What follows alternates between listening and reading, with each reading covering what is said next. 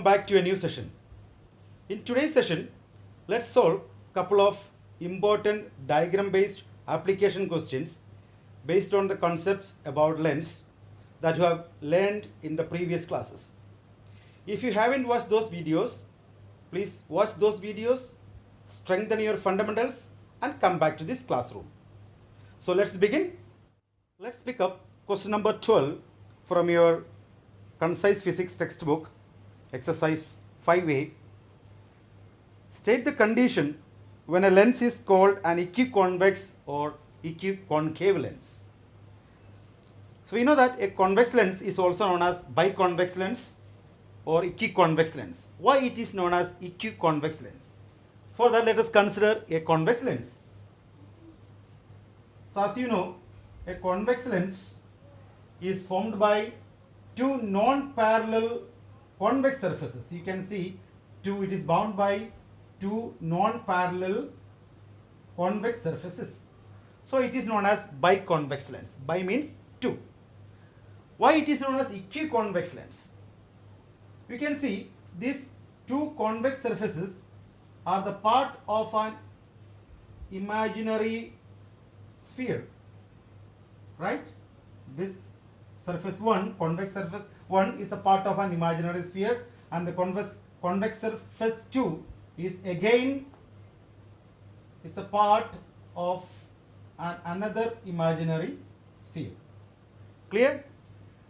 And these convex surfaces, which are the part of an imaginary sphere, has a central point that we call it as center of curvature C1 and C2. Centers of curvature are the center of a sphere of which the convex surface is a part. Clear? Now, if you measure the distance or the radii of this sphere from this is the optical center O,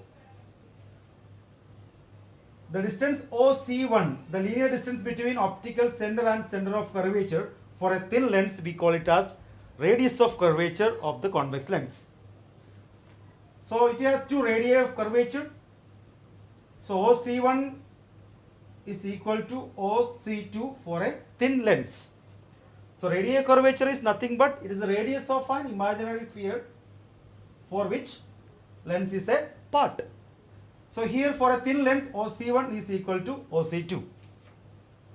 So when the medium on either side of the lens remaining same, for example air, when the radii of curvature of both convex surfaces are equal, we can call it as it is an equiconvex lens.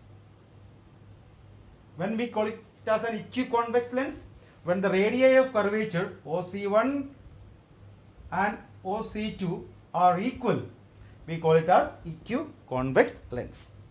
The same is with concave lens. Now you can do it for concave lens. Why it is known as equiconcave lens? So it is known as equiconcave lens when the radii of curvature of both surfaces, both concave surfaces are equal. We can call it as a equiconcave lens. Clear? That's the reason why the lenses are known as equiconvex or equiconcave lenses. Now moving on to question number 25 of your exercise 5A. You can see a diagram on the board. The diagram alongside shows a combination of glass slab and a prism. This is the diagram given. Name the lens formed by the combination. You have to name the lens formed by the combination. That is the first question. So as you can see on the board from the diagram itself, a lens is formed as a combination of glass slab as the central portion of the lens and two prisms on either side of the lens. So from the figure or from the diagram, we can definitely say that it is a convex lens. A convex lens is formed by the combination of glass slab at the center and two prisms on either side. So definitely this lens is a convex lens. It is known as convex lens. Okay. Now, second part of the question, what is x dash is called?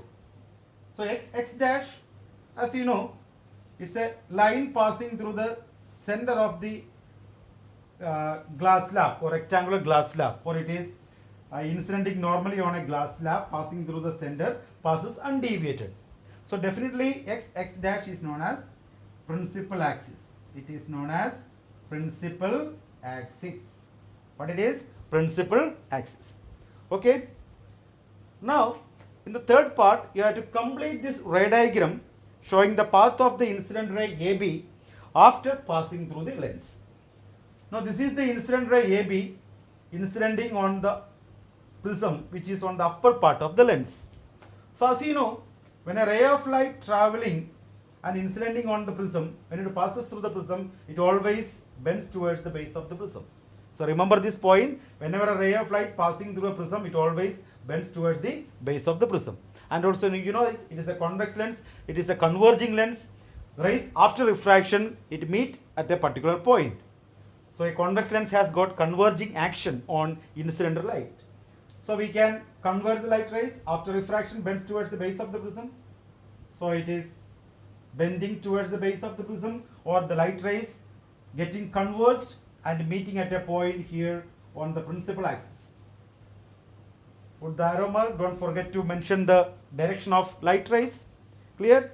Now we have completed the ray diagram. Now in the fourth part of the question says the final emergent ray will either meet at x dash at a point or appear to come from the point xs dash. It is meeting at a point. Okay, and label this point as F. We have labeled as per the instruction given in the question. What is this point called? This point is this meeting point. We call it as principal focus. We call it as principal focus. So in the fourth part, I can write F is principal focus. Principal focus. Clear? So the principal focus, you know, it's a real focus because rays after refraction, they are actually meeting at this point. Clear? Okay, this is also known as second focal point. Clear? So lens is a transparent medium. From both directions, the refraction can take place. Light rays is passing from this side. So we have a principal focus here on this side. And when the light rays are passing from this side, another principal focus will come here. So the second principal, this is here on the left side, we call it as the first principal focus or first focal point. Here, one more focal point will be here. And this is known as the second focal point. The second focal point, generally, we call it as principal focus. Clear? Okay. Moving on to question number 26. You can see on the board. Diagram shows a combination of glass prism and glass slab. Look at the shape of this diagram. You can see a glass slab at the middle and two prism on either side of the lens, such that in the upper part of the lens, the prism has its base pointing upward, and in the lower part, the prism is straight. Here the prism is inverted. In the lower part, this lens has got prism which is in the erect position. So looking at this diagram, you can see what type of lens it is. The question number 1, what type of lens? So a lens which is thinner at the middle and thicker at the edges. So definitely I can name it as concave lens. It is concave lens. Identify the lens. Looking at the shape. Thinner at the middle, thicker at the edges. This lens we call it as concave lens. Clear? Yes. So what is x dash is called? So we have already solved x dash. A ray of light passing through the center of the glass slab passes undeviated, or it is falling normally on the glass slab, and x dash is known as principal axis. Principal axis.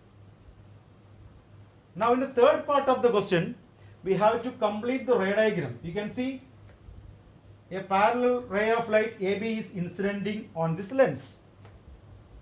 So you know that a concave lens has got diverging action on a parallel ray of light traveling parallel to the principal axis.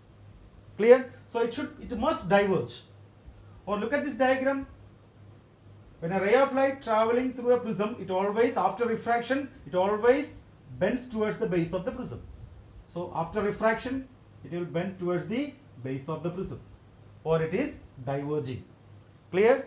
So a ray of light after refraction through a concave lens, it will diverge, move away from the principal axis.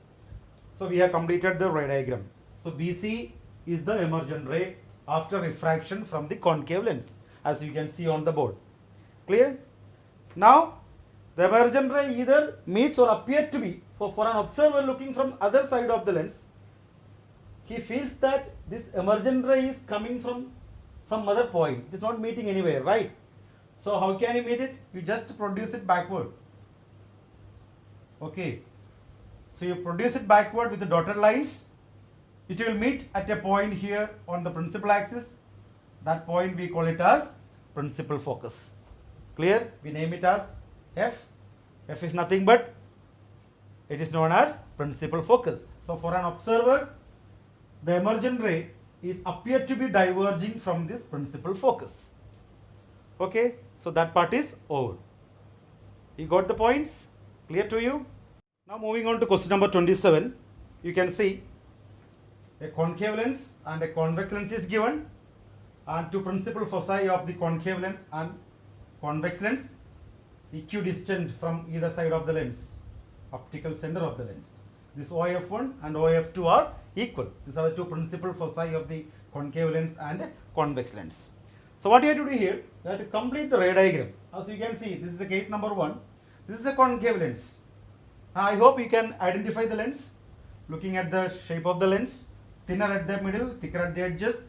A ray of light is being incident on the lens, concave lens. So concave lens has got a diverging action. So of course it will diverge. The emergent ray after refraction, it will diverge. So for an observer, this emergent ray will be appear to be coming from a point here, that we call it as principal focus, from F2. Clear? So the diagram is complete. So this is the case of a convex lens. So convex lens, you have to complete the ray diagram. Here an incident ray AB is incidenting on this convex lens as shown on the diagram. So you have to complete the ray diagram. So a convex lens, we have already studied that a convex lens has got converging action on a parallel light rays. So what will happen? After refraction, it will bend towards the principal axis. It will get converged and will pass through the, after refraction, light rays will pass through the principal focus, that is F2. Clear? So a convex lens has got converging action. So after refraction, light rays are bending towards the principal axis and meet at a point we know called principal focus. A concave lens has got diverging action, and for an observer, the emergent ray is appeared to be coming from the principal focus F2. Okay? Once you know the concepts, you can easily complete such ray diagrams. Now moving on to question number 28. You can see a convex lens and concave lenses are given. In two diagrams are given with the two principal foci F1 and F2 on either side of the lenses. An incident ray AB is incidenting on the convex lens as shown in the figure. It passes through the principal focus F1. Clear? So you have to complete the ray diagram. So as you know, a ray of light traveling through the principal focus, after refraction, it must travel parallel to the principal axis.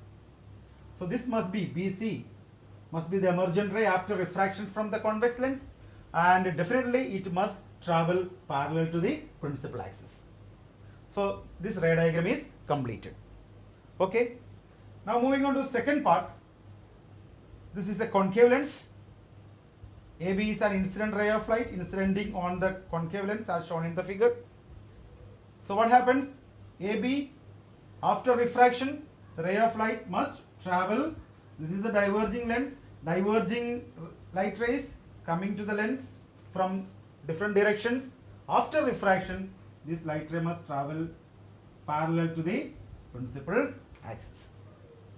Clear? So for an observer, if you produce this light rays backward, forward, it appears to be coming from a point called F1 or the principal focus. So a ray of light incidenting on the concave lens, after refraction, it must travel parallel to the principal axis. So BC is the emergent ray which is traveling parallel to the principal axis. Okay. Now all of you understood the points.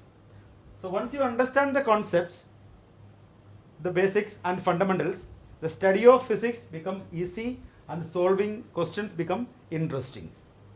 Okay, so learn the concepts, make your fundamentals strong and start solving questions.